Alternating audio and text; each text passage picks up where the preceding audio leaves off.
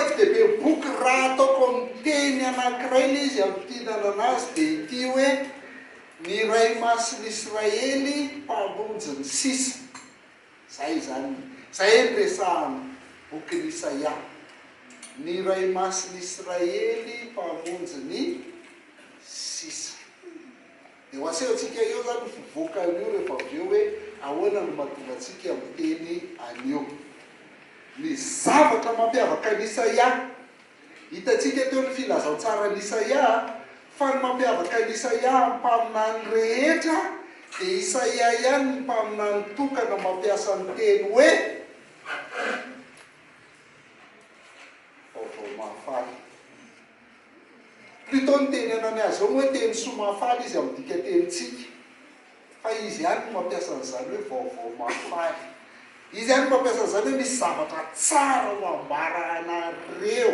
Zay le hoe filazana tsara. Misy zavatra tsara ho lazaina aminareo, misy zavatra tsara ambara aminareo. Isaia ihany no mampiasa an'io ary farafakeliny dia inefatra izy io no miverina ao anaty Baiboly. Zay zany dia ho jerentsika aizavy misy an'ireo teny hoe Vaovao Mahafaly na teny somafaly izy amin'ny dika teny nandikatsika azy hoe inona ny zavatra tsara ho lazainy Isaia. Dia amin'ireo teny anankiefatra milaza hoe Vaovao Mahafaly ireo, no anatsoantsika ny foto-hevi-dehibe, loha-hevi-dehiben'ny boky satria ahafahantsika amin'ny teny hoe Isaia zany dia filaza ny Vaovao Mahafaly. Ny ahitana ny teny hoe Vaovao Mahafaly voalohany dia ao amin'ny Isaia 7:7. Isaia 7:7 ry Ziona zay mitondra teny somafaly eo, miakara ny tendrombohitra avo, ry Jerosalema zay mitondra teny somafaly eo, asandrato mafy ny feonao, asandrato fahaza-matahotra. Lazao ny tanànan'i Joda hoe indro Andriamanitra reo. Ty zany le Vaovao Mahafaly. Ziona mitondra teny somafaly eo, miakara le tendrombohitra avo. Jerosalema mitondra teny somafaly eo, io zany le Vaovao Mahafaly fandroany. Asandrato mafy ny feonao, asandrato fahaza-matahotra. Lazao ny tanànan'i Joda hoe indro Andriamanitra reo. Inona zany ny atao hoe Vaovao Mahafaly? Ny atao hoe Vaovao Mahafaly dia ny fahitanao hoe iny Andriamanitra. Iny Andriamanitra, tsika io Andriamanitra io tsy Andriamanitra fotsiny fa anareo, atsika io. Iza io Andriamanitra io? Zay zany le Vaovao Mahafaly manao hoe iza io Andriamanitra io. Dia ny bokin'Isaia mampafantatra an'Andriamanitra. Andriamanitra iza ny ampahafantariny voalohany? Andriamanitra marina sy masina. Zay ny ampahafantariny voalohany. Ilay Andriamanitra marina sy masina. Iny ny Andriamanitra reo.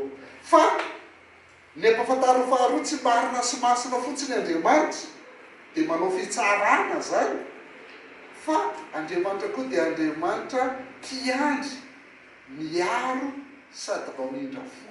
Izy zany le manome fahasoavana. Sady manao fitsarana izy manome fahasoavana. Zay zany le Andriamanitra. Dia zay no jerentsika akaiky rehefa avy eo. Indro no Andriamanitra reo. Zay le Vaovao Mahafaly, teny somafaly ambaran'ny Isaia voalohany. Ny faharoa dia ny Isaia 7:7.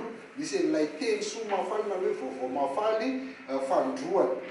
Izao ny voalohany amin'izay milaza ny Ziona hoe indreo izy manome mpitondra teny somafaly ho an'i Jerosalema ao. Io zany le Vaovao Mahafaly faharoa, indreo izy. Dia eto zany no teneniny le hoe manome mpitondra teny somafaly ho an'i Jerosalema, dia miresaka ny kirosy izy. Kirosy ilay anafaka ny zanak'Israely babo avy any Babilôna hiverina indray any Jerosalema. Zay le hoe indreo izy tonga teny somafaly ho an'i Jerosalema. Dia miresaka ny kirosy ilay persianina, izany ny Vaovao Mahafaly faharoa hoe nababo azy ianao dia mbola andefa iraka Andriamanitra mpanafaka dia kirosy zany zay Vaovao Mahafaly faharoa. Ny Vaovao Mahafaly fahatelo dia ny Isaia 2:7. Isaia 2:7 hoe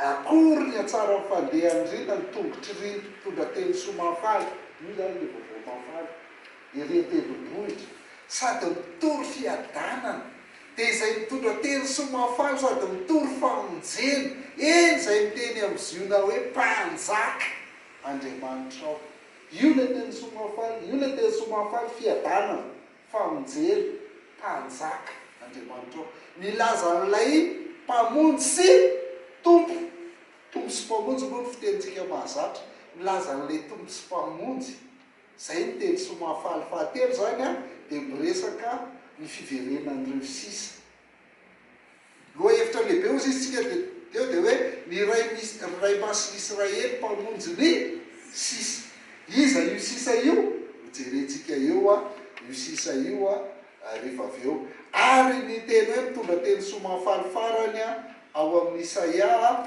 dia ny Isaia toko faraky ambenimpolo andeny voalohany Isaia toko faraky ambenimpolo andeny voalohany a aitsika tsara ty lika toko faefatra vakila teo ny fanahy ny tompo Andriamanitra no atao amiko satria ny tompo efa nanositra itory teny somafaly ilaza vaovao mafaly ilaza zavatra tsara filazana tsara teny somafaly amin'ny mpandefitra naniraka anasitrana ny torotoro fo izy sy tory fanafana mbaby sy amoaka ny ao an-tranonaizy raha ho amin'ny mazava itory teo nakasitrahan'ny tompo sy ary famalin'Andriamanitsika ampionina ny malahelo rehetra izy ny teny hoe anio no tanteraka zany teny zany Jesosy milaza ny Jesosy Kristy io na raha ataoko amin'ny teny hafa izy dia hoe io lay milaza n'ilay mpanompony Jehova dia ny kanon'ilay mpanompony Jehova le anarantsika amin'ny heriny zany hoe lalovantsika fotsiny zany ty androany fa amin'ny herintsika hijery azy tsara ao ray volana izay amin'ny heriny zany dia hijery tsara anio